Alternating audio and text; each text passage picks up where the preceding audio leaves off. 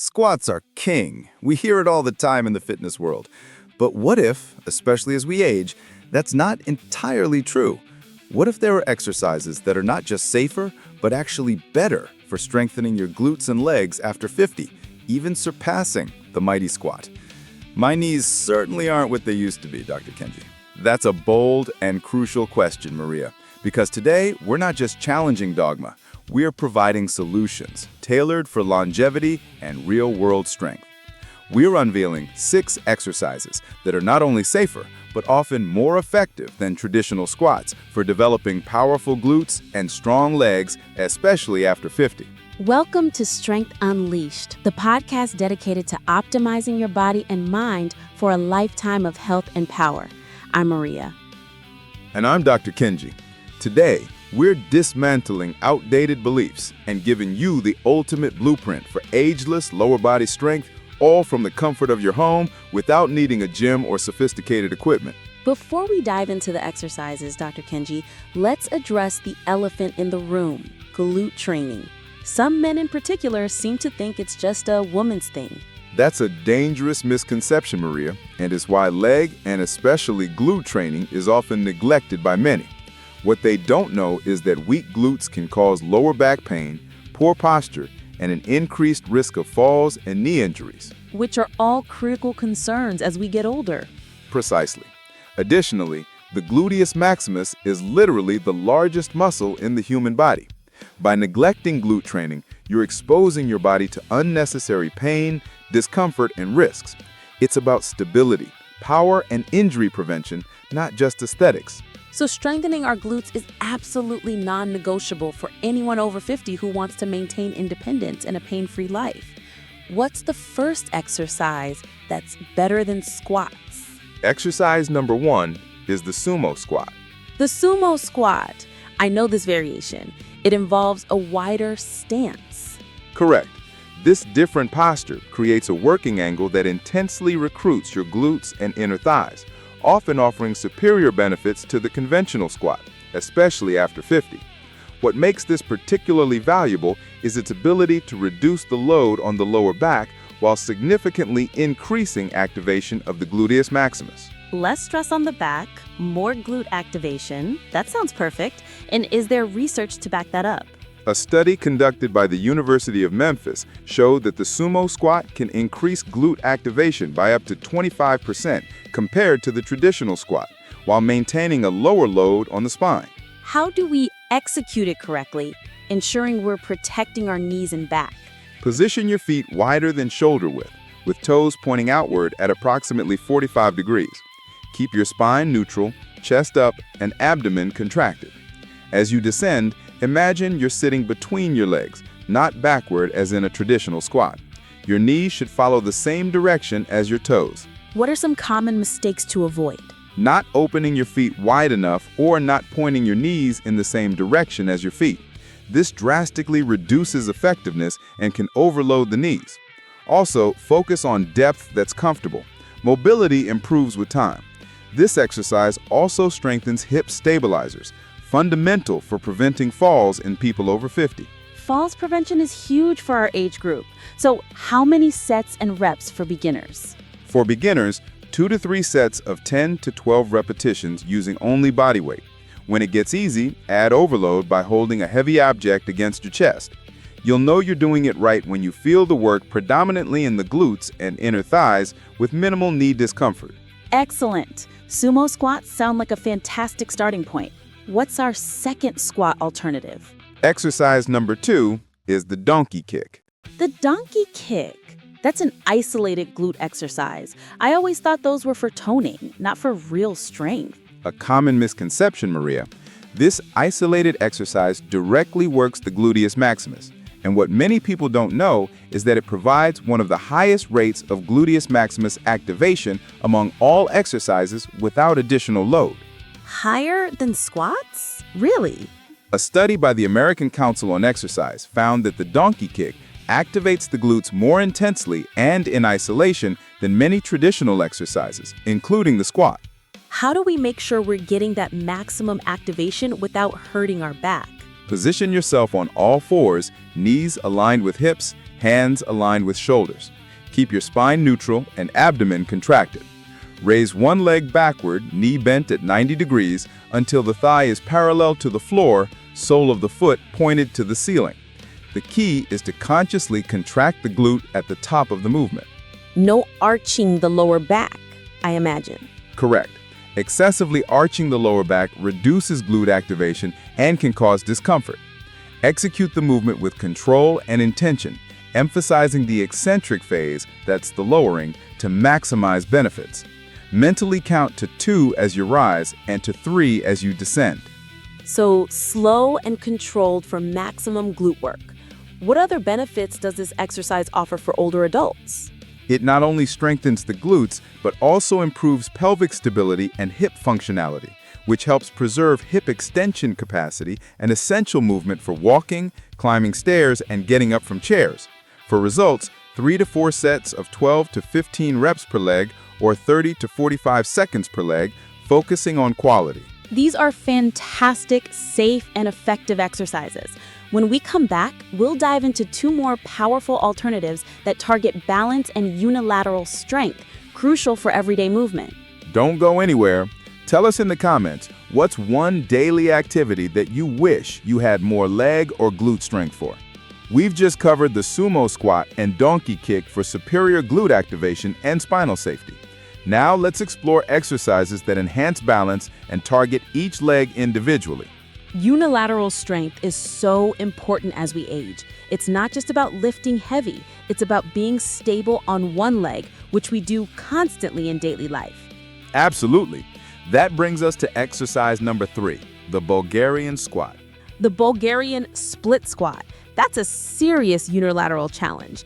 It can be tricky for balance.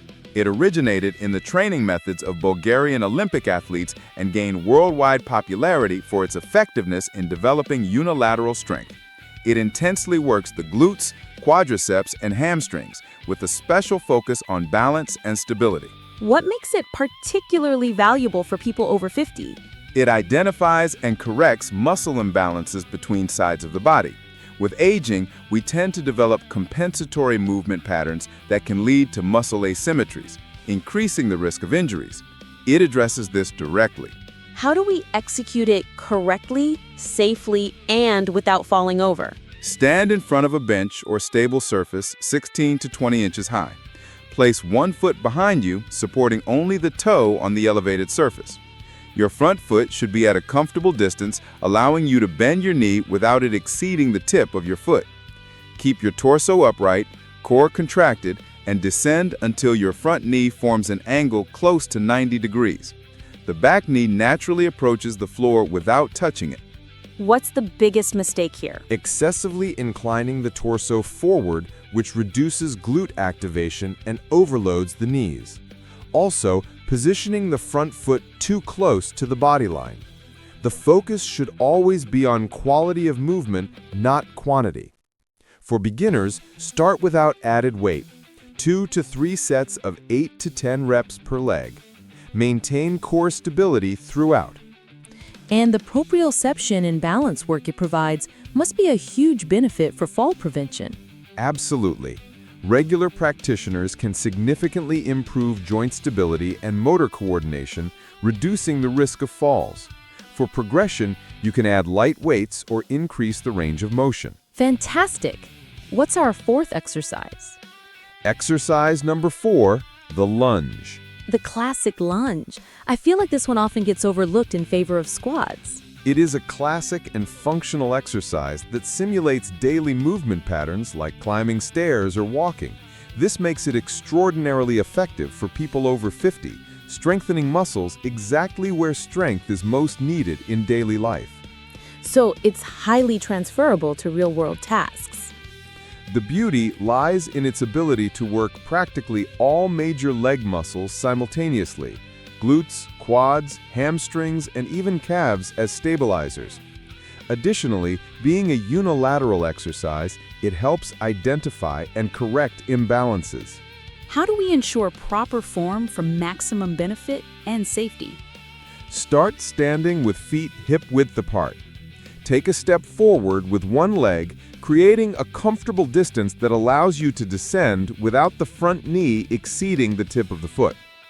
Descend until both knees form angles close to 90 degrees, keeping the torso upright and core engaged. Return by pushing the ground with the front foot. What's a common mistake with lunges? Letting the front knee collapse inward during the movement. This places excessive stress on the joint and reduces effectiveness. Always keep the knee aligned with the foot. Also, avoid excessively inclining the torso forward or backward. It should remain upright with a slight natural forward inclination. For beginners or those with mobility issues, what's a good modification? Start with the stationary lunge, where you remain in the same place. This facilitates balance and allows you to focus on correct technique before progressing. Many people over 50 experience significant improvements in knee stability and functional leg strength, leading to improved confidence in climbing stairs or walking on irregular terrain. I recommend 2 to 3 sets of 10 to 12 repetitions for each leg. These unilateral exercises are clearly foundational. When we come back, we'll reveal 2 more critical exercises for glute and calf strength and then piece together a complete weekly routine. Don't go anywhere. Tell us in the comments what's one leg exercise you used to avoid but are now willing to try. We've covered sumo squats, donkey kicks, Bulgarian squats, and lunges. Now let's complete our arsenal with 2 more essential exercises. I'm ready. What's exercise number 5 for building incredible glute and leg strength after 50? Exercise number 5, the glute bridge. Glute bridge. That's a fantastic exercise, especially for people with lower back concerns. It's a fundamental exercise for strengthening the glutes and posterior chain, adapted from yoga and Pilates. What makes it particularly valuable for people over 50 is its ability to strengthen the glutes without significant joint impact. That's a huge benefit. No stress on the knees or spine. Studies show that the glute bridge can activate the gluteus maximus at levels comparable to the squat, but with much less stress on the knee and spine joints. How do we ensure we're maximizing glute activation and not just using our lower back? Lie on your back, knees bent, feet hip-width apart, arms extended alongside your body. Contract the glutes and elevate the hip until forming a straight line from knees to shoulders. The key is to consciously contract the glutes before and during the elevation movement. Avoid overarching the lower back. The ideal position forms a straight line from thigh to torso. What about the speed of the movement? Maintain tension in the glutes throughout the exercise, including during the controlled descent. The eccentric phase should be as slow as the concentric phase, ideally 2 to 3 seconds in each direction. This is crucial for muscle development. And the benefits beyond just strength? It significantly improves pelvic function and lumbar stability, directly contributing to preventing lower back pain and improving posture. I recommend 3 to 4 sets of 12 to 15 repetitions or maintaining the elevated position for 20 to 30 seconds. Fantastic. And finally, what's our 6th and final exercise? Exercise number 6, the calf raise. Calf raises. Those are often neglected but so important for walking and stability. Absolutely essential, especially for people over 50. Few know that the calf is considered the second heart of the body, helping pump blood back to the heart against gravity. With advancing age, the strength and elasticity of these muscles decrease, making their training even more crucial to maintain mobility and independence. How do we perform it correctly to get maximum benefit? Start near a wall for support, feet parallel at hip-width apart. Raise your heels as high as possible, standing on your tiptoes, then descend in a controlled manner until your heels touch the floor again. The movement seems simple, but full range of motion is key. Raise your heels as high as possible and descend until you feel a slight stretch in your calf. What about foot position? To work all calf muscle portions, alternate between 3 positions: parallel feet, toes pointing outward, and toes pointing inward. The calf responds better to longer sets, so I recommend 3 to 4 sets of 15 to 20 repetitions. Performing it on a step to allow heels to descend below the toes provides greater range of motion and activation. And a frequently underestimated benefit is improved blood circulation in the lower limbs, reducing swelling and heaviness. Exactly. For progression, perform on just one leg or add small pauses at the top. Dr. Kenji, this has been incredibly insightful. We have 6 powerful exercises that are safer and more effective than traditional squats for us over 50. How do we put this all together into a weekly routine? Let's create an efficient weekly routine, distributing the work in a balanced way for 3 days per week. Day 1, sumo squat and glute bridge, 3 sets. Day 2, lunge and calf raise, 4 sets. Day 3, Bulgarian squat, 3 sets, and donkey kick, 3 sets per leg. This division works all leg and glute muscles twice a week, offering sufficient stimulus without overloading. Start with sets of 10 to 12 reps and adjust. Dr. Kenji, this is truly a blueprint for ageless power. No more excuses about aging or fearing the gym. The goal is not just to live longer, but to live better. These exercises give you the strength and confidence to enjoy every step of your life. For everyone ready to embrace this new approach, our Ageless Power Leg and Glute program provides step-by-step video guides, custom progressions, and a complete lifestyle integration plan. The link is right in the description. Hit that like button if you found value today, subscribe to Strength Unleashed for more science-backed fitness truths, and leave a comment below telling us which of these 6 exercises you're going to incorporate first. Go build your ageless power.